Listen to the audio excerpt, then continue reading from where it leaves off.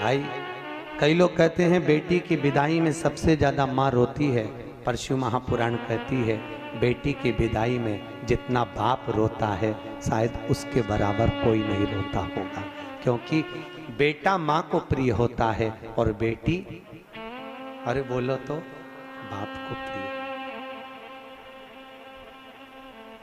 बाप को प्रिय है। कई बार बेटियां ऐसा शब्द बोल जाती, पापा मैं जा रही हूं, आपने मेरी शादी कर दी है, मैं दूसरे घर जा रही हूं, पापा पर आपकी बहुत याद आई, पापा सुनो तुम्हारा स्वास्थ्य ठीक नहीं रहता, शुगर बढ़ी रहती है, कुछ ले लिया करो दवाई। और बेटी जब घर से विदा होती है ना, केवल बेटी अगर घर से जाती है तो अपने पापा का मुख देखती है बार बार। लोग कहते हैं गाड़ी में बैठने से पहले विदाई के समय पर बेटी घर को नहीं देख रही है, पिता को देख रही है, और फिर घर को घूम कर देखेगी, मम्मी से कहती मम्मी मेरी विदाई हो रही है। और आजकल तो होटलों से विदाई हो जाती है, धर्मशाला भवनों से, गार्डन से विदाई हो जाती है, पर बेटी अगर कहीं से विदा होना चाहती है तो अपने घर से, मम्मी एक बार मुझे घर और देख लेने दो, मेरे को आपने, मम्मी आपने मुझको दूध पिलाया है, कैसे पाल पोस कर बड़ा करा माँ, पर बेटी बड़ी हो गई और दूसरे के घर ब्याह कर जाती होगी, उस माँ का कलेजा कितना रोता होगा जिसको पाल पोस कर बड़ा करा और दूसरी जगह भेज दिया। एक बूढ़ी से बूढ़ी माँ भी होती है ना, उसको भी त्योहार पर अपने मायके की याद आती है, वो भी अपनी बहू से कहती है मेरे 4 भाई हैं, 4 राखी धर दे मेरे भतीजों के लिए रख दे। मम्मी वो राखी पहुंचेगी नहीं तो, इतने में बूढ़ी से बूढ़ी माँ भी कहती है रख दे तू, वो पहुंच जाएगी मुझे उम्मीद है। और बूढ़ी से बूढ़ी माँ भी, जब माँ बाप जिंदा रहते हैं ना तब तक, माता पिता अगर जिंदा हैं तब तक बूढ़े से बूढ़े व्यक्ति को भी अपनी माँ की याद आती रहती है। बेटियों की आंख में भले घर में व्यस्त रहती है, पर जब जब मायके जाती है तो बूढ़ी बूढ़ी माँ अपनी बेटियों को गले लगा कर कहती बहुत दिन हो गए री, तू आती क्यों नहीं है? मम्मी बहुत फैला रहा है, घर में काम सरता नहीं, बहुत साथ है। भाई माता पिता जब चले जाते हैं ना तब बेटियां मायके आना कम करती हैं, अब नहीं आती। भाई और भाभी कहते हैं जीजी क्यों नहीं आती? भैया पापा की बहुत याद आती है। और माँ बाप से निवेदन है अपनी बेटी को कभी दूर गांव मत जितने आस्था चैनल पर कथा सुन रहे हो, जितने फेसबुक और यूट्यूब पर सुन रहे हो, बहुत सावधानी से सुनना। तो जिनकी यहाँ संपदा की कमी होती है, वैभव की कमी होती है, लक्ष्मी की कमी होती है, प्रतिष्ठा की कमी होती है, धन की कमी होती है, उसके लिए जा रहा है। सोमवार के दिन भगवान शंकर को अगर जल चढ़ाया जाता है जल्दी जाओ, तो हमारे घर में शीतलता का अनुभव होता है। बहुत अच्छी लगती है, और तिल्ली की गजक अच्छी लगती है। जाओ, एक बहुत सुंदर बात है, अपनी जिंदगी में इसको जरूर उतार कर रखना सेव बहुत अच्छे लगते हैं। कि शंकर के मंदिर में जाकर आप जल चढ़ा रहे हैं, शंकर के मंदिर में जाकर आप दूध चढ़ा रहे हैं, शंकर के मंदिर में जाकर आप पूजा। आपकी बार कोई आ नहीं पाया और बेटी को जब वो देता है ना तो बेटी सबसे पहले पूछती है काका जी आप आए, मेरे पापा कैसे हैं, मेरी मम्मी कैसी है। बेटी का सबसे पहला झोले पर विश्वास नहीं, संबोधन बेटी पर।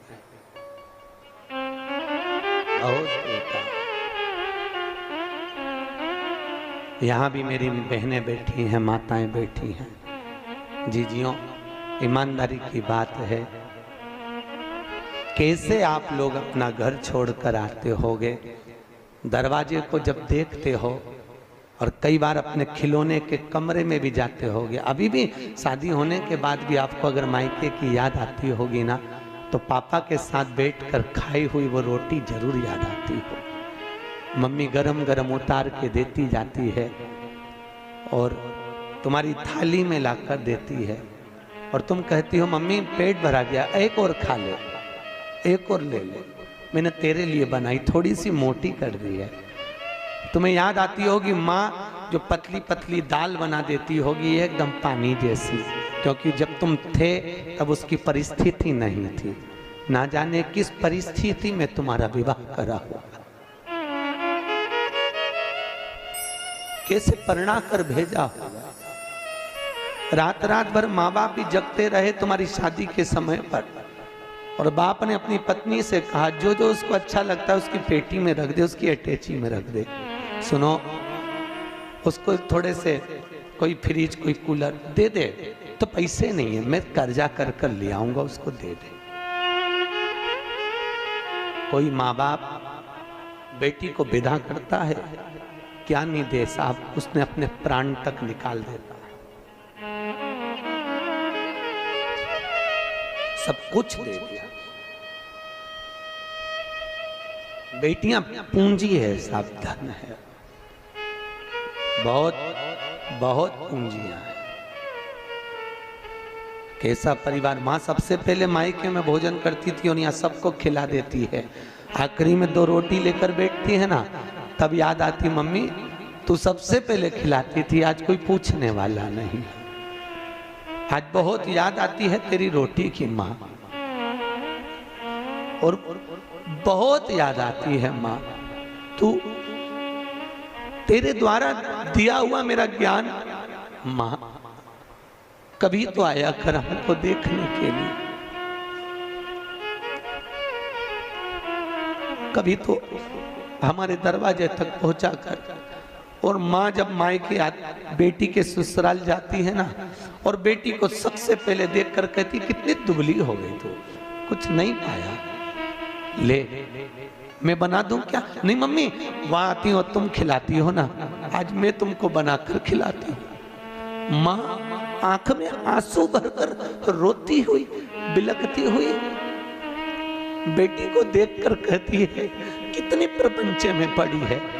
इधर सास मुंह बना रही होती है, उधर ननद मुंह बना रही होती है, पति का मुख चढ़ा हुआ होता है, सबको भोजन परोस देती है, सबके लिए कर देती है, पर अकेली रसोई घर में जब भोजन करने बैठती है तब मायका याद आ जाता, तब रो लेती है। नहीं सहन होता तो कमरे में चली जाती है, और जाकर एकांत में जब मायके पहुंचती है, पापा पूछते हैं कैसी है रे तू?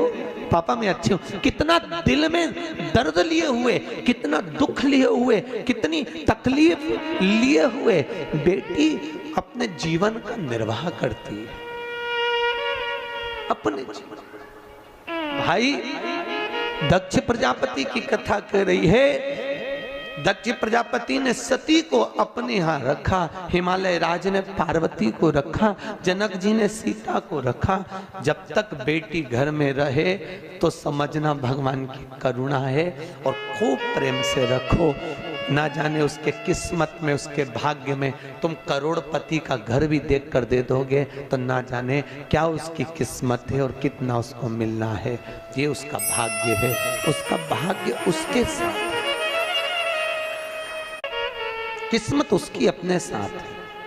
आप बहुत अच्छा देख कर देते हो कोई माँ बाप। हम तो कहते हैं बेटी लक्ष्मी और गाय गौ माता 50 बार विचार कर कर देना कि ये किसको दे रहे हैं। बेटी को देने से पहले 50 बार विचार करो ये लड़का इसके लायक है कि नहीं।